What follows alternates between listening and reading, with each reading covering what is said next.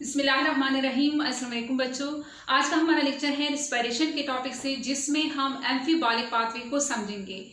Amphibolic pathway को समझने से पहले हम बात करते हैं कि दुनिया में जितने भी लिविंग ऑर्गेनिजम्स हैं, यानी प्लांट्स हैं, कोई एनिमल हैं या हमारी बॉडी है, ह्यूमन है, इनके सेल के अंदर हर वक्त केमिकल रिएक्शंस हो रहे होते हैं।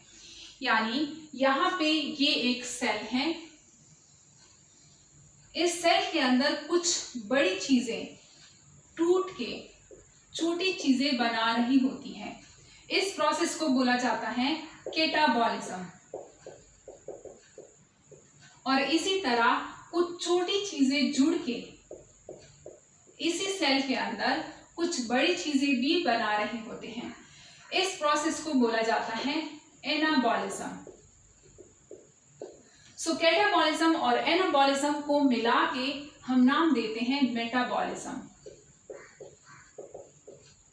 यानी सेल के अंदर जो केमिकल रिएक्शंस हो रहे होते हैं उनको हम मेटाबॉलिक रिएक्शंस बोलते हैं। तो यहाँ पे सवाल ये है कि हम पढ़ते हैं रिस्पायरेशन, जिसमें हम ग्लूकोज को एज अ सबस्ट्रेट लेते हैं, ग्लूकोज को ब्रेक डाउन करते हैं, वहां से हम एटीपी बनाते हैं और उनके सारे कार्बन जो है हम उनको कार्बन डाइऑक्साइड की फॉर्म में उड़ा देते हैं, उनको टुकड़े टुकड़े करके उड़ा देते हैं। तो क्या रिस्पायरेशन जो है ये एक कैटाबॉलिक प्रोसेस है या एनाबॉलिक प्रोसेस है? इसका आंसर समझने के लिए मैं बनाती हूं यहाँ पे एक बहुत बड़ा सेल।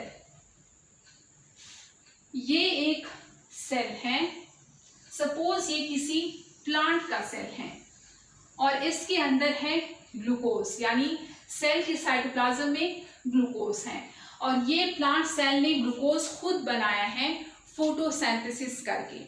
अगर ये किसी एनिमल का सेल लेते हैं या हमारा सेल लेते हैं, ह्यूमन का सेल लेते हैं, तो वहां पे कहाँ से आएगा ग्लूकोज? ये जो हम दाल चावल खाते हैं, खाना पीना करते हैं, इन सब को डाइजेस्ट करके अपने ब्लड वेसल्स में ग्लूकोज को हम छोड़ देते हैं और ये ग्लूकोज ब्लड वेसल में जाके हर एक सेल के पास जो है एंटर, यानी हर एक सेल में एंटर करते हैं।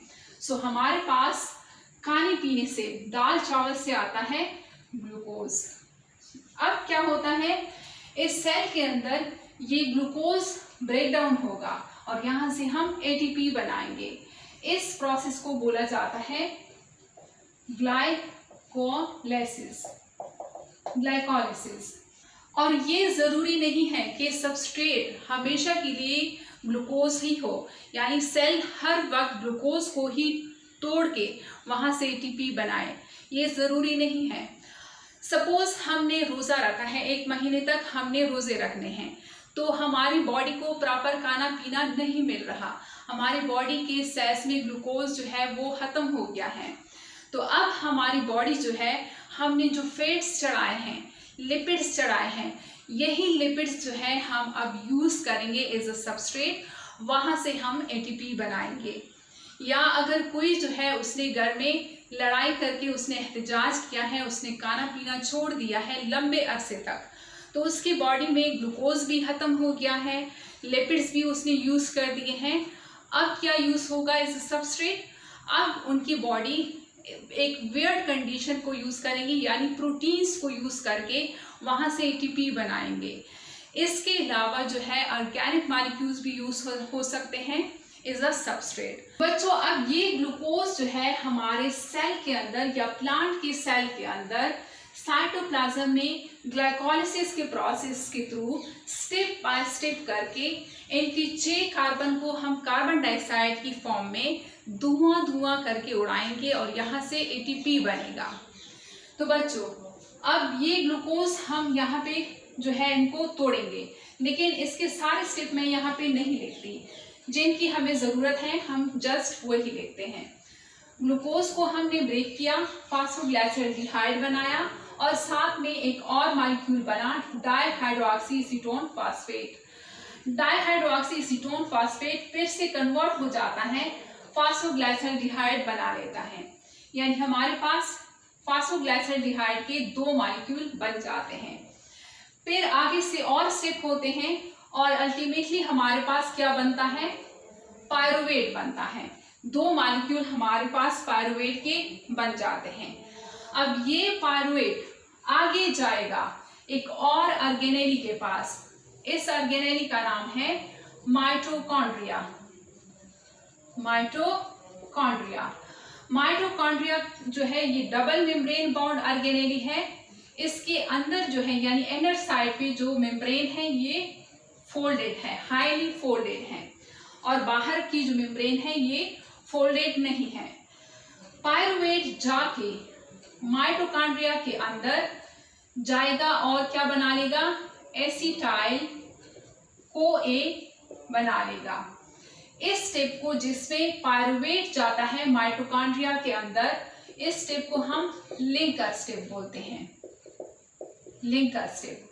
अब यहां से ये एसिटाइल CoA माइटोकॉन्ड्रिया के सेंटर में मैट्रिक्स में एक और साइकिल चलता है जिसको हम क्रेब्स साइकिल बोलते हैं। क्रेब्स साइकिल से क्या बनता है, NADH, साथ में FADH2, और लिंकर स्टेप में भी NADH बनते हैं, और ग्लाइकोलाइसिस के प्रोसेस में भी NADH बनते हैं, और कुछ सबस्ट्रेट लेवल ATPs भी बनते हैं। यहाँ से ये सारे NADH और FADH2 अब जाएंगे इस इनर मेम्ब्रेन में, जहाँ पे कुछ कॉम्प्लेक्सेस लगे होते हैं, जहाँ पे इलेक्ट्रॉन ट्रांसपोर्ट चेन चलता है। तो ये सारे कन्वर्ट हो जाएंगे और हमारे पास अल्टीमेटली ATPs बना लेंगे। तो ये तो है, हमने बड़े मॉलिक्यूल को तोड़ा और हमने ATP बनाया। अब इस सेल के पास ग्लूकोज खत्म हो गया है, तो ये सेल जो है एक और सोर्स को यूज करता है जिसे हम लिपिड्स बोलते हैं। लिपिड्स पहले कन्वर्ट होंगे, क्या बनाएंगे, ग्लाइसिरोल और फैटी एसिड में। अब फैटी एसिड जो है यानी इसके नाम में ही एसिड है, ए लिखा है, फैटी एसिड जाएंगे डायरेक्ट जो है कन्वर्ट होंगे एसिटाइल CoA बना लेंगे।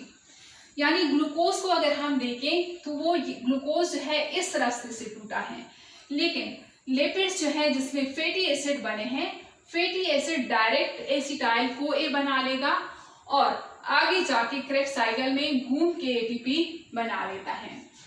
इसी तरह ग्लाइसिरोल कहाँ जाएगा, इसके नाम में ही G है, तो इसका रास्ता जो है ये कहाँ पे एंटर करेगा, फास्फोग्लाइसरल्डिहाइड में। इसके नाम में भी G है और इसके नाम में भी G है, ये यहाँ पे एंटर करेगा। यानी पहले लिपिड्स टूट के ग्लाइसिरोल बना लेंगे और फैटी एसिड बना लेंगे। ग्लाइसिरोल जो है फिर फास्फोग्लाइसरल्डिहाइड बना लेंगे। फास्फोग्लाइसरल्डिहाइड इस स्टेप में से होके पायरुवेट बना लेंगे। इसके बाद फिर एसिटाइल CoA बनेगा। एसिटाइल CoA के बाद क्रेब्स साइकिल में घूम के ATP बनेगा। और अगर लिपिड्स भी इसकी बॉडी में खत्म हो गए हैं तो सेल जो है अब प्रोटीन्स यूज करेंगे। अब प्रोटीन्स जो है ये पहले टूटेंगे अमाइनो एसिड में। अमाइनो एसिड ये डिपेंड करता है कि ये कौन सा अमाइनो एसिड है। कुछ अमाइनो एसिड एंटर करेंगे पायरुवेट में, यानी ये रास्ता अपना लेंगे, और कुछ amino acid directly acetyl CoA बना लेंगे, और कुछ अमाइनो एसिड जो है ये क्रेब्स साइकिल में चले जाएंगे। तो ये डिपेंड करता है अमाइनो एसिड पे। तो बच्चों यहाँ तक तो हमने देखा कि बड़ी चीजें यानी प्रोटीन्स, ग्लूकोज, लिपिड्स टूट के छोटी चीजें बना रही होती हैं और यहाँ से ATP बनता है, यानी कैटाबॉलिक का प्रोसेस हमने देखा। लेकिन क्या होता है जब सेल के पास वाफर मिकदार में ग्लूकोज मौजूद है, सपोज यहाँ पे 2 kg एक सेल के पास ग्लूकोज है, तो ये सेल जो है 2 kg का ग्लूकोज यूज करके यानी रिस्पायरेशन में नहीं उड़ाता। यहाँ पे ये सेल जो है इसने 1 kg का ग्लूकोज यूज किया, इसने ATP बनाया, यानी रिस्पायरेशन में इसने 1 kg का ग्लूकोज यूज किया, और फिर 1 kg ग्लूकोज से ये सेल कुछ और चीजें बनाएगा। अपनी बॉडी के लिए, हमारे लिए, बाकी चीज़ों के लिए ये कुछ और चीज़ें बनाता है। यानी सारा का सारा ग्लूकोज रिस्पायरेशन में यूज नहीं होता। तो यहाँ पे एनाबॉलिक का प्रोसेस स्टार्ट होता है। तो बच्चों, अब ये ग्लूकोज जो हमारे पास 2 kg ग्लूकोज है, इनमें से 1 kg ग्लूकोज आया इस रास्ते पे और हमारे पास एटीपी बना। ये तो 1 kg ग्लूकोज यूज हो गया और बाकी 1 kg का ग्लूकोज जो है ये यहाँ पे भी आ सकता है, यानी फास्फोग्लाइसराइड में भी आ सकता है और ये फिर यहाँ से कन्वर्ट होके दोबारा से ग्लाइसिरोल बना सकता है और लिपिड्स बना सकता है।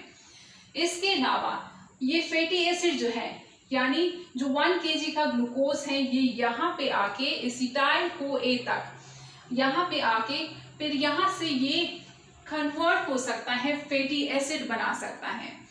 और इसी तरह यहाँ पे इस पायरुवेट से, यानी ये कन्वर्ट होके अमाइनो एसिड बना सकता है और ये एसिटाइल CoA कन्वर्ट होके अमाइनो एसिड बना सकता है और क्रेब्स साइकिल में भी कुछ मॉलिक्यूल्स जो है वो फिर अमाइनो एसिड बना सकते हैं और ये अमाइनो एसिड फिर मिलके क्या बना सकते हैं, प्रोटीन बना सकते हैं।